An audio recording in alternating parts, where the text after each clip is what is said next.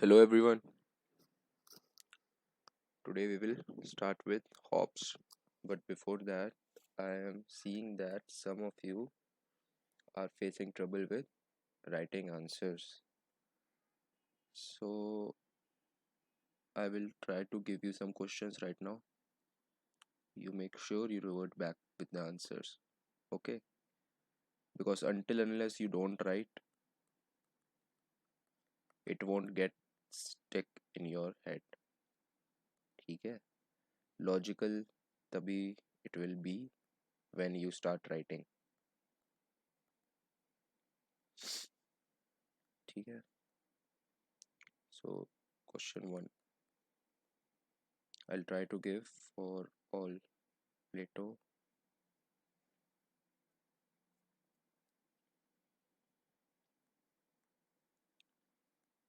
Plato's Republic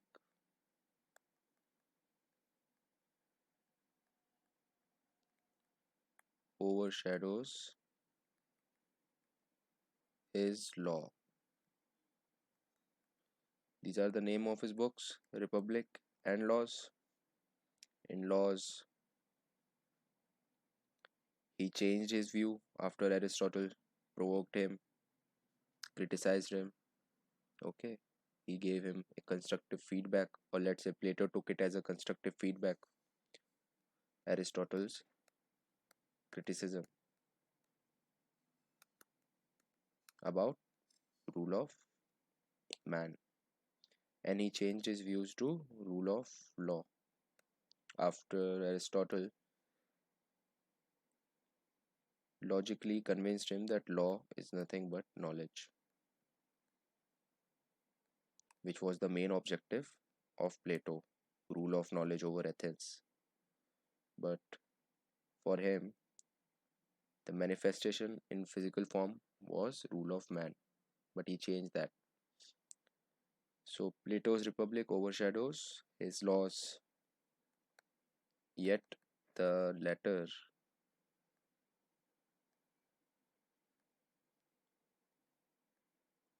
has a much more practical aspect to it.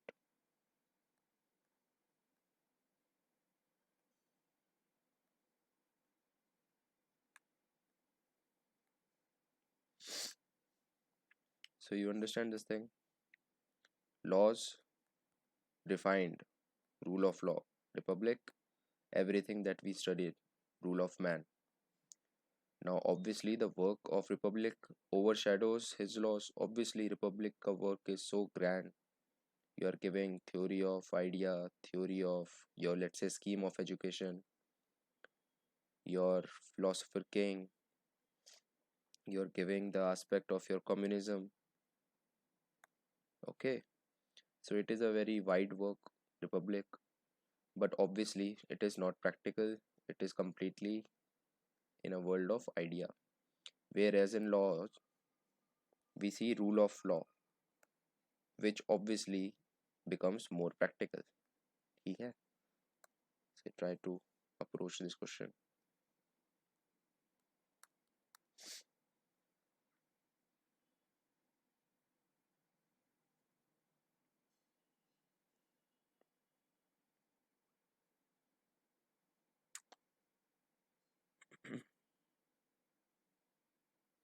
Then I guess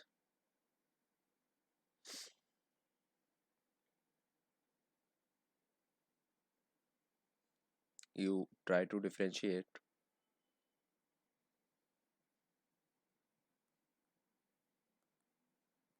provide an account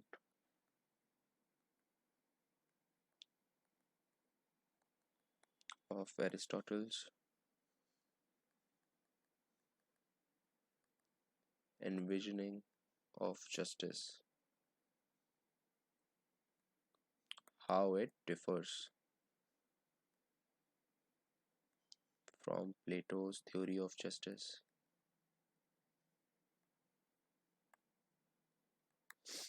Basically, what you have to do, theory of justice, Plato and Aristotle.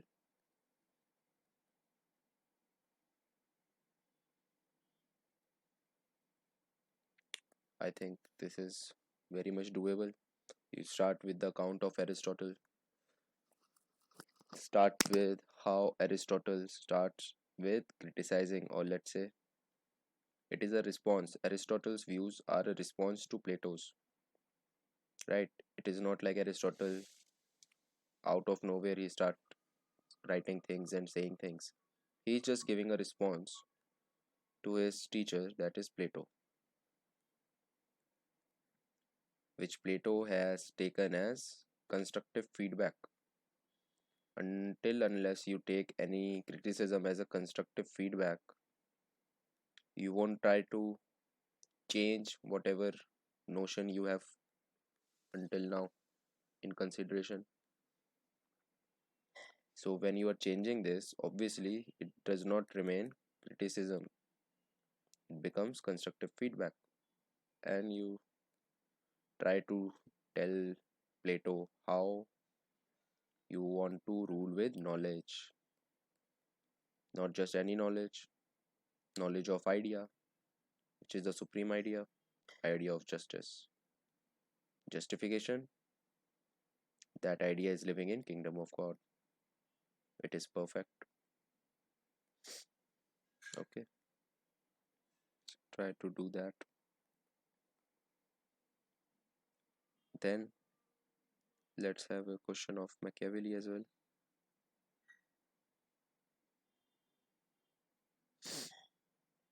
You understand Machiavelli, his understanding of things is very, very pessimistic.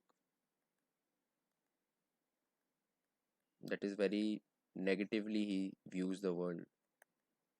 Not even the world, even a man. He sees weaknesses as a man, a lot of weaknesses. According to him, he is a coward, fearful in nature, which is somewhat true. But it is not that it is the whole picture, it is just one side of the coin. Okay, man can be sympathetic, ठीक है? Lot of good features. Man can love, ठीक है? We have heard, read so many stories. Man can love his nation, women, anyone, mother, father. So this aspect has not been considered by man, by sorry Machiavelli. So try to give a critique only. Attempt a critique of Machiavelli as a political thinker.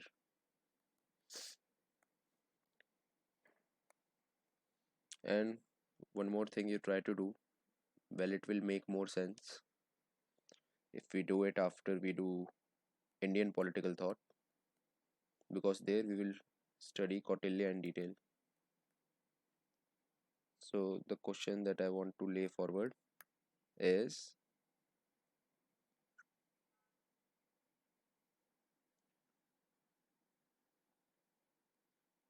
draw parallels, that is similarities,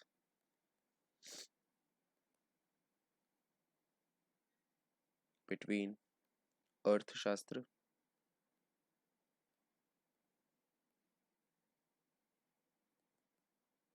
and the realist tradition represented by Machiavelli. ठीक है? So obviously this is a previous year question. So you try to do this, okay? And let me know if you face any issue. So let's continue with in Western political thought. And today we will try to see the book Leviathan by Thomas Hobbes. What does Leviathan means? I will let you know when I come to that. What does it mean, Leviathan? And what is this book about? What is Thomas Hobbes trying to come up with? What is he trying to achieve? What is he trying to do in all of his work? The best work, Leviathan, a book that was burned by the churches, banned by the churches. So, before that, coming to Leviathan, what times was Hobbes living in, and what space? And what were his questions? What were his major debates? What was he trying to give solution for? So the time is again after Machiavelli. Machiavelli was a child of resonance, that is rebirth. After resonance, renaissance, sorry, after renaissance, the next part is your obviously enlightenment. What is the stark feature of renaissance and enlightenment? In renaissance, you try to go for humanism aspect. You are trying to be more humanist because human understand renaissance, you are going for art, literature, paintings, poetry. Now tell me, are these things possible until unless you have great sympathy, great human emotional quotient? You have to be humanist, you have to be able to feel about human, you have to you have to feel like, wow, I am a man, and man has so many great emotions, and that only you reflect with your medium of literature, art, paintings, poetry, sculpting, many things.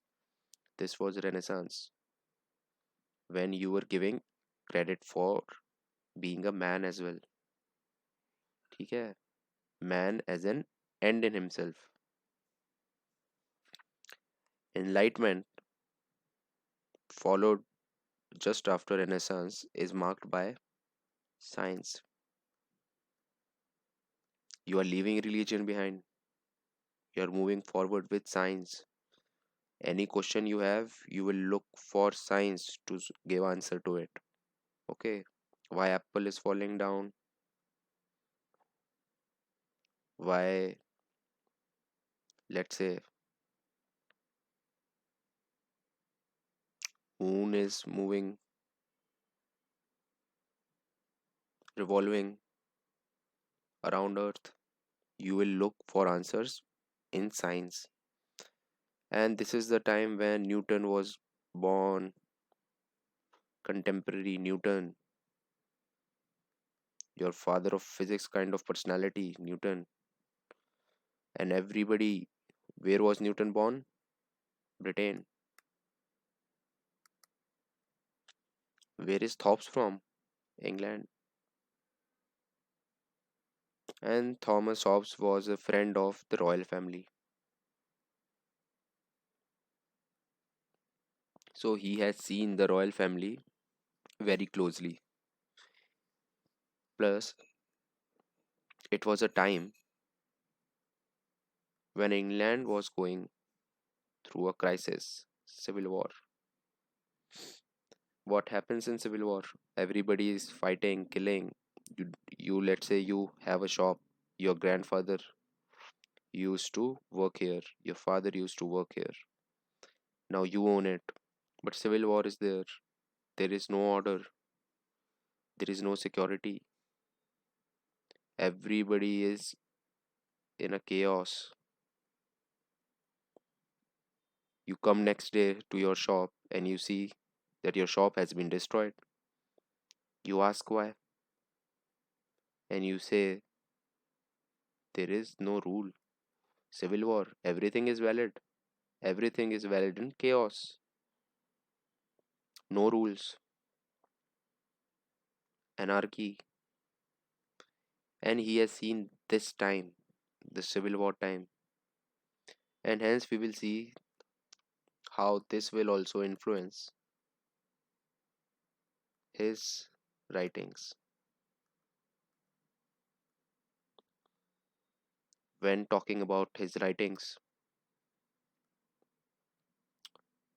either you can write like a normal, let's say, naive kind of manner, giving directly justification, cause, reason, or you can be like one of the greatest, Shakespeare. You can write marvelously.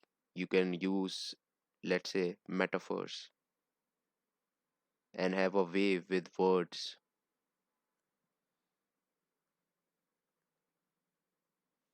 This was a quality that Hobbes was having.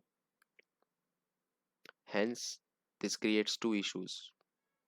One is that his work becomes extremely great work of not only just political philosophy, but also your English literature.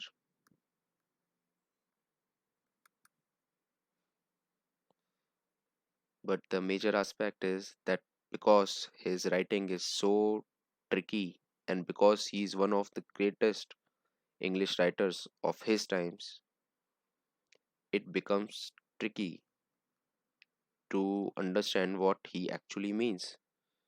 It becomes a lot of, let's say, complicated in nature.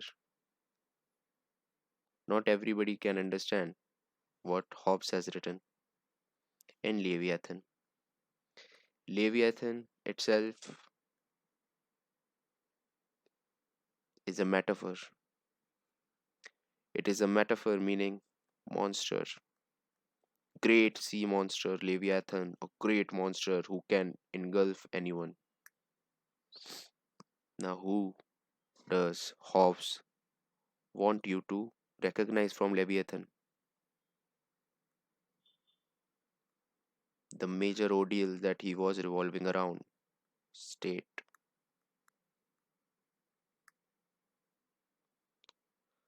Leviathan is state, or you can say state is Leviathan. State is a monster. So, if you fight with the monster, it is not going to be good for you. Who are you, people? You should not fight the monster. You should obey the monster. You should respect the monster. You should respect the laws, the command of the monster. Because you cannot win. You cannot win against this monster. And hence we come to what issues was he facing with.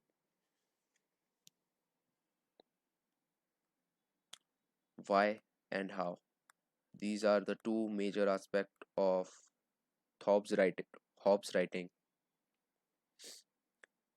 Why state and how our life would be without state. We know how we live with state, so why would he say anything about that? So he will go for how our life would be without a state and why do we need state, which is obviously the next only logical questions to answer. And this is everything that Leviathan would comprise of. Now, what would be the basis? What would be the basis for Hobbes for all of his theory? The basis would be utilitarian nature of man.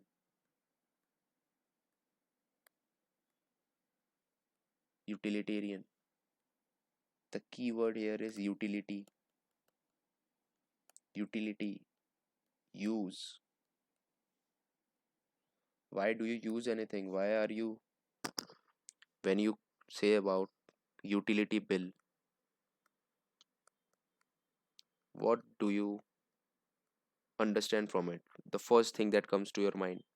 First thing that comes to your mind is electricity bill,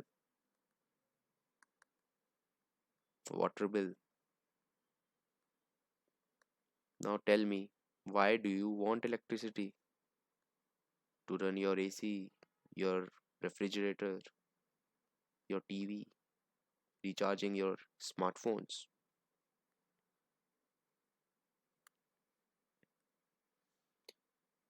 Can't you drink normal room temperature water? Can't you just sit idle, read a book? Can't you live without a smartphone? Can't you live with a fan? And even without a fan, fan would require electricity as well. And bill is costing you. You will have to work to give this bill. So why then unnecessary work you do? You can skip work if you stop using any of these things. Just work minimum for getting food. But no, in food also, you want pizza, you need burgers, you need noodles. Noodles also different types. Hakka noodles, Szechuan noodles, even momos, lot of different types. Tandoori, fried, steamed, soya,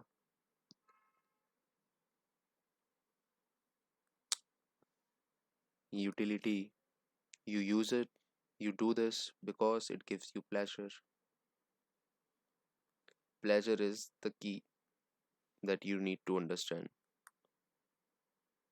with utilitarian.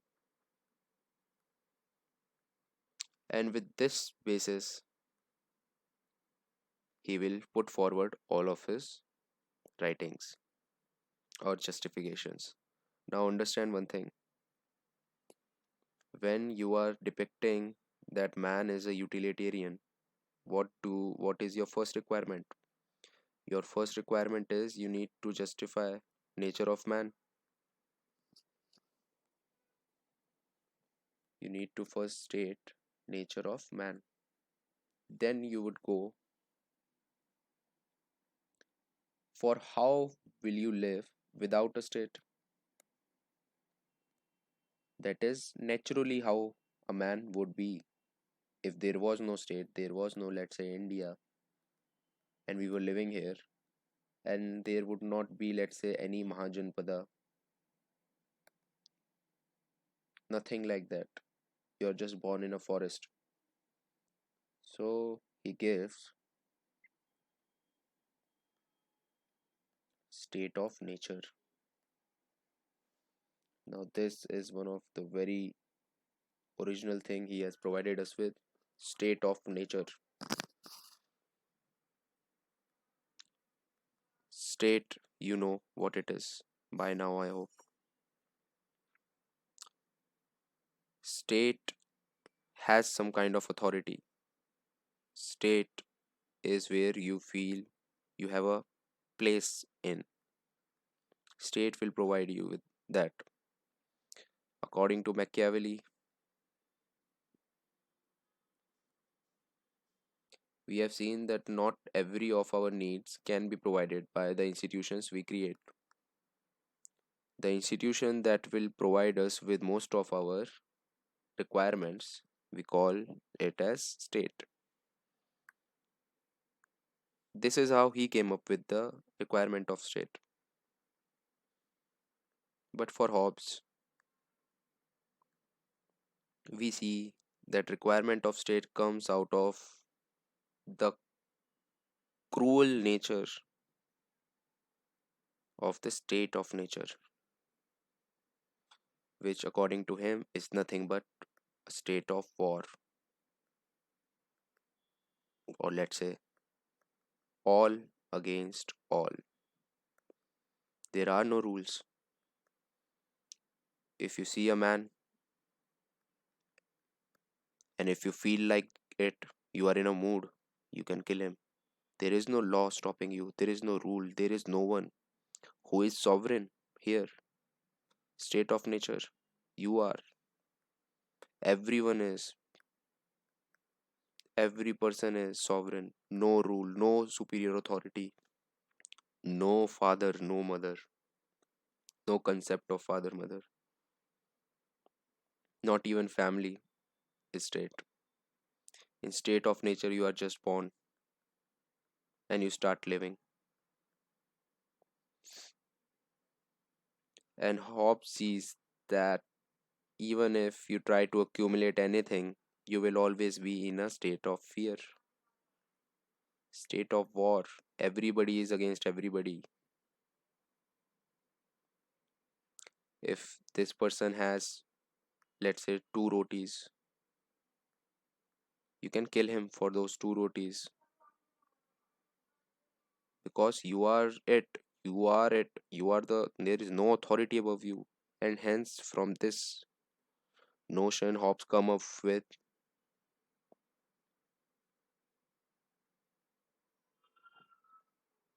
absolute authority. The requirement or need that man has because of his state of nature that he's born in. This is natural. You are born like this. There is no harm in it. You are born like this. And your nature is like that you are utilitarian. You want to seek pleasure. You go for things that give you pleasure. Hence, you love those things that gives you pleasure. You seek those things that give you pleasure. And you try to go away from things that give you pain. So basically, Hobbes converts all the emotions, or let's say segregates the emotions in just two aspects, love and pain. You like to go towards it, things that give you pleasure, you love it, and you move away from things that give you pain.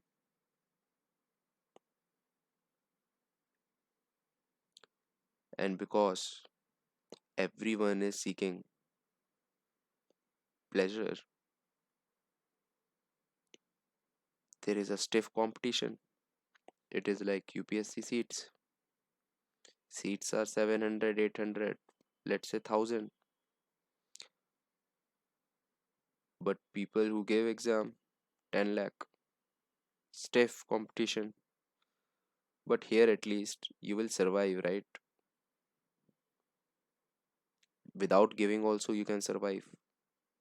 Here you are you are loving things of basic essential need, food.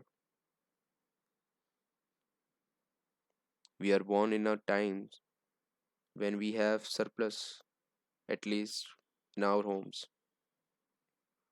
But there are people who fight for food, who have not eaten food. And if they are in front of you and you are eating pizza, they can kill you. And this is justified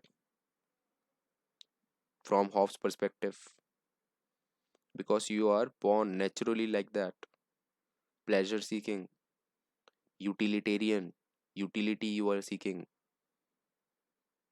This is what your purpose is. What a man's life, according to Hobbes, is just moving from one to another. What? Seeking for power. One desire to another, you are moving. Today, you want Maruti 800. As soon as you get Maruti 800, now you want Swift. What later? You will need a Ferrari. Then you will need a jet. Why is Ambani still working? He still has desires. You won't ever finish your desires. And what is the way, what is the means to get those things that give you pleasure? This is your desire, let's say private jet. What is the means? Means is power. Power is that thing that gets you what you want, what you desire. But let's say you want to be a king. You are Modi. You are just selling tea right now. So you know that you want to rule India. What what kind of power you need to have? Political power.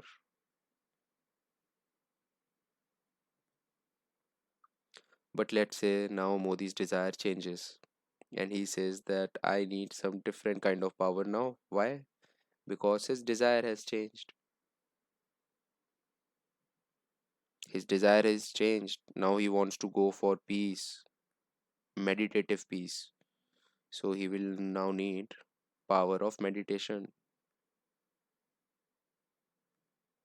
Or let's say he says that no, my new desire is that I want to own my own IPL team. He will need economic power because this is the means. We see in Hobbes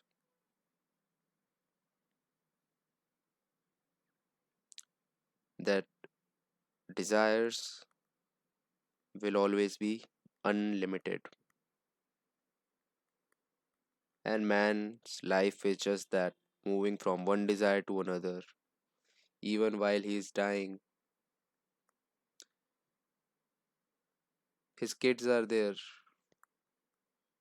to finish off with the desires he was not able to finish off, his unfinished business. All the movies, every story that you have read and heard, all are depicting that unfinished business of father, grandfather. So you are moving your desires into another realm even after you are dead.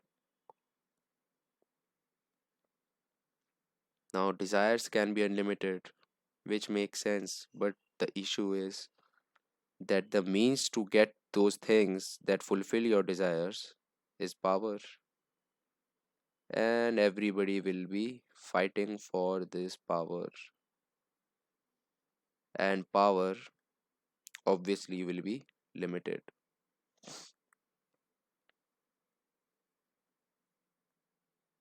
This is state of nature.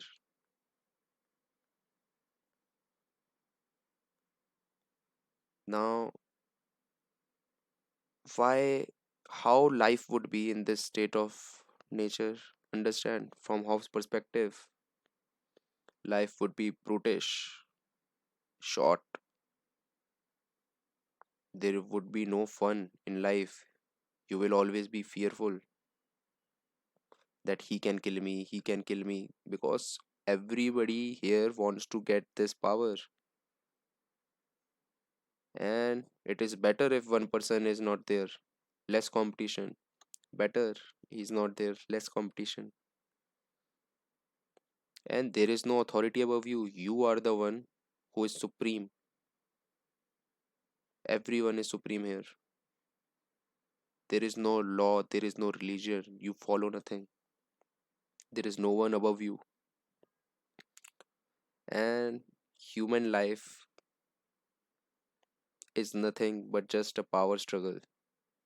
And he won't be able to collectively, cooperatively build bridges, railway network, anything.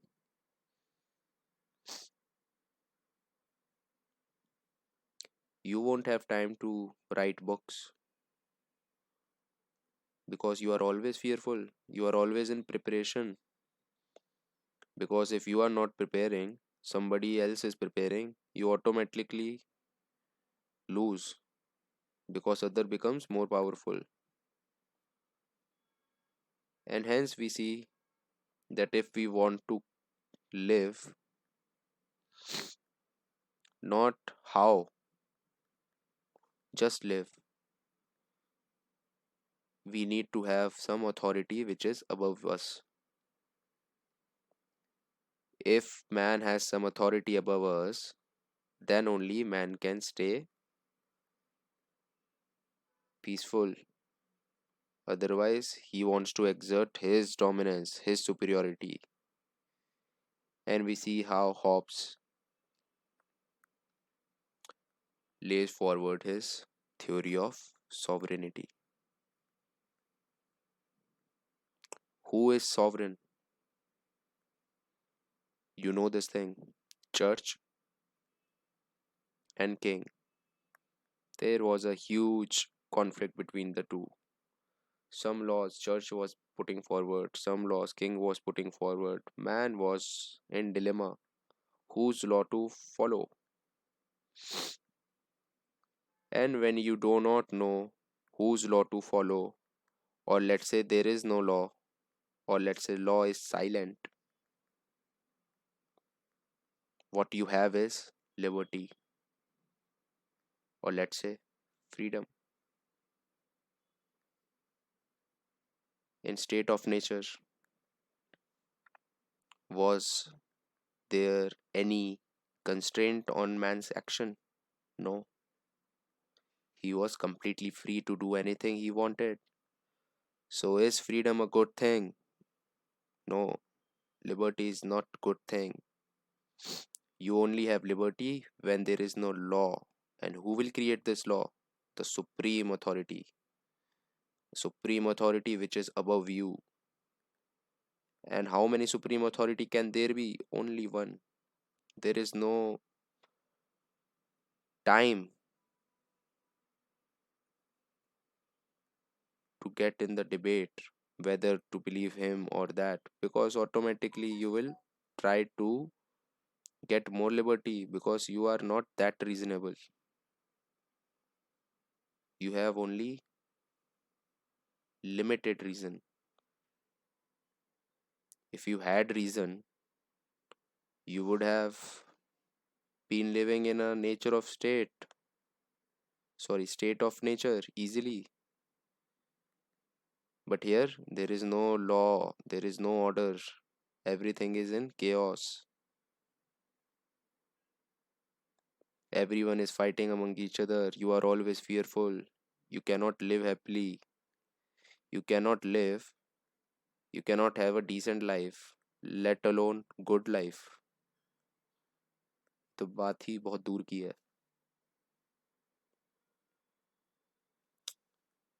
And understand this thing, everything is based upon the nature of man, which he predicts as utilitarian. So this is a macroscopic view of what we are going to do in Leviathan. And when we are talking about liberty, which he do not wants to give, because you are free, you can do whatever you want, but only when law is silent. It becomes necessity of Hobbes to differentiate between liberty and capacity.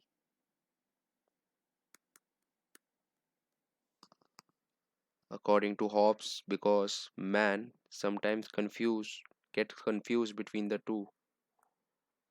This is a person who is poor and he wants to drive a Ferrari.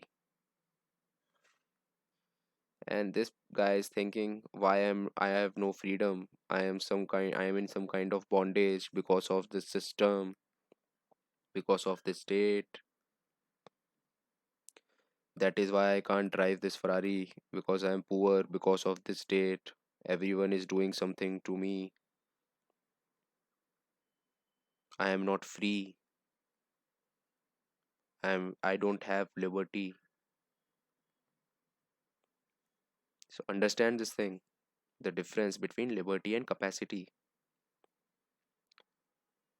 Do you have the liberty to drive a Ferrari? Array, yes, you have. You are free to drive a Ferrari. Who is stopping you? But understand this thing, you do not have a capacity to get a Ferrari. You are not that skillful. There is no demand for your work. ठीक है? And you are confusing that with your freedom to drive Ferrari or owning a Ferrari. You can definitely own Ferrari. You want to become Ambani, and you are thinking, no, because I am something has been done to me, I am not free to become Ambani. You are free. Definitely become the next Ambani, but you do not have the capacity. And he tries to give very good examples using his methods of science, which he takes from the prominent theories of that time, physics. Because as I said, Newton, Newton has emerged. Okay, so talking about Hobbes' method, he will follow a very different kind of method, and he belongs to the tradition of social contract.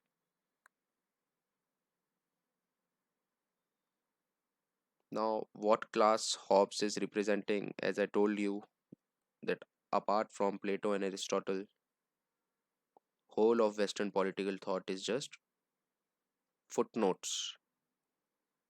ठीक है? They were totally independent in a way, both talking for the state, but that is what political science is. What other subject matter will there ever be? But Hobbes, just like Machiavelli, he represents the emerging class of those times, and the same class, to be very honest, capitalist class.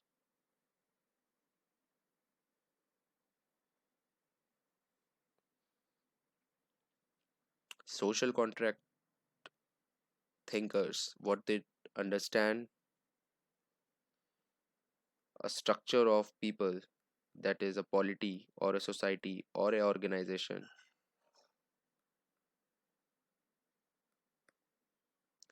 is through a contract between those who are here and those who are here. Here, the capitalist who are owning the means of production. I think I have told you this. And these are workers, and they get in a contract that I will work for you for 8 hours. You pay me $5 per hour. But let's say capitalists start making them work for 15 hours and not giving them extra wages for the extra 7 hours. Who is supposed to enforce this contract? And hence the requirement of state. And you do not want this process to be very delayed. You want one authority, one, and one should be supreme authority. Okay, there should be no question about whether his law to follow or their law to follow. One, supreme. This also means that if a man is not following law, if a man is not following law, let's say state has given a command which is law, and you are not following.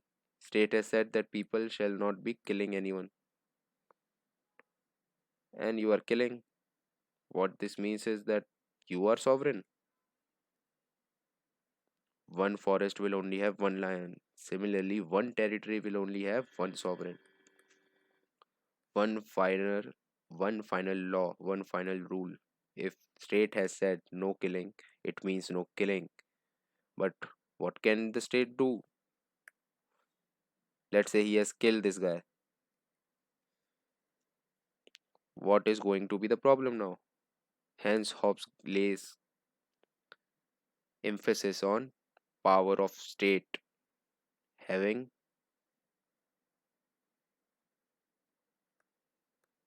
power of punishment. Because in Hobbes' word, covenants without sword are just words.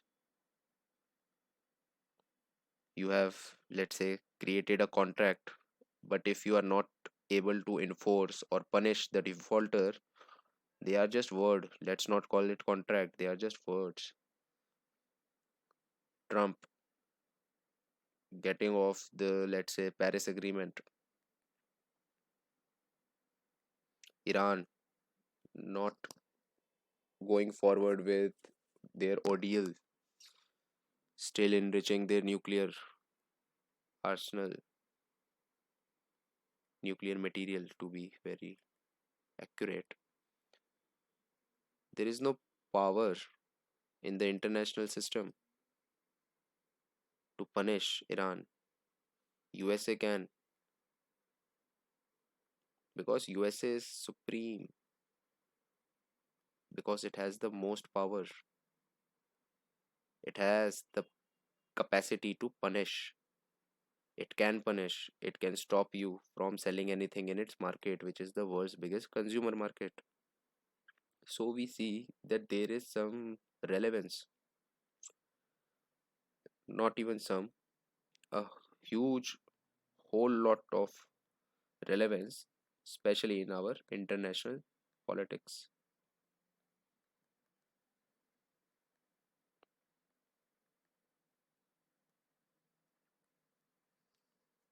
Because international politics is somewhat in state of nature. Everyone is sovereign. Just kind of think like this. This is USA, this is Pakistan, this is India. There is no nation above anyone. Okay, USA has a lot of power, but then again, you can become more powerful later. Who knows? And you are, everyone is in a battle for getting more power. Why? Because more power means more means to get what you want. And what you want, what does a person want in state of nature? Things that give you pleasure. That is your self interest. Here in international politics, it becomes national interest. National interest is just self interest of a nation.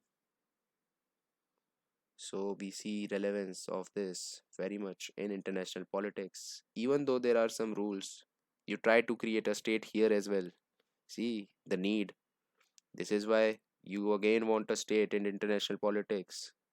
But obviously nobody is going to give up their sovereignty. So you try to make weak laws.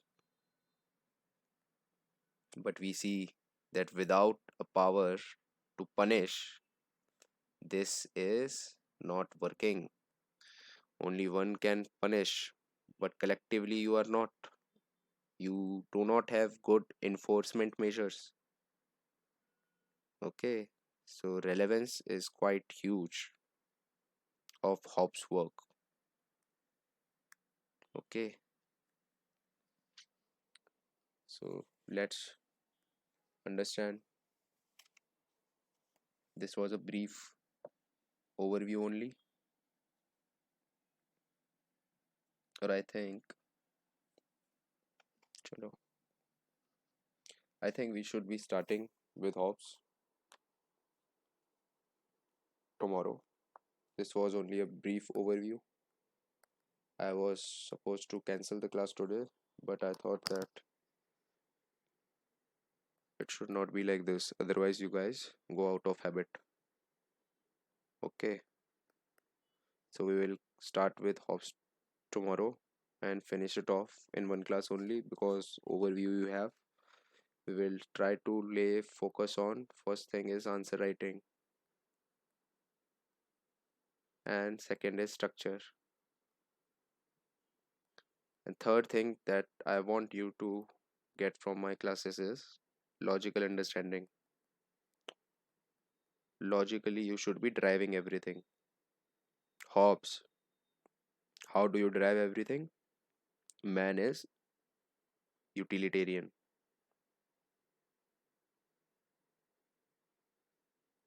From this only aspect you can derive everything. And you should remember his questions: why state, and how life would be without state done. You should be able to remember everything, recall everything. When we talk about Machiavelli, your first idea that should come to your mind is Prince. That okay, he just gave suggestions and he was a child of resonance. Hobbes, enlightenment. When we talk of Aristotle, we just remember that he was just giving critique to Plato. So you try to figure out what Plato was doing. He was in his world of ideas and he wanted to create an ideal state. When you want to create an ideal state, idea you have to give. That idea is supreme, and the best idea of justice. And Aristotle just tries to correct him. This comes this takes us to Socrates, who gave the basis for Plato, because of which we say everything that is Platonic is Socratic, his theory of knowledge. And there should be no confusion between theory of forms or idea. They are all about nature of reality. So nature we try to study a lot. Nature of man, nature of state of nature. Don't get confused in this word. State is something. You try to search this thing. State of society. In India we live in it. State of society. समाज. ठीक है. वो क्या बोलेंगे, ये क्या कहेंगे, वो क्या बोलेंगे.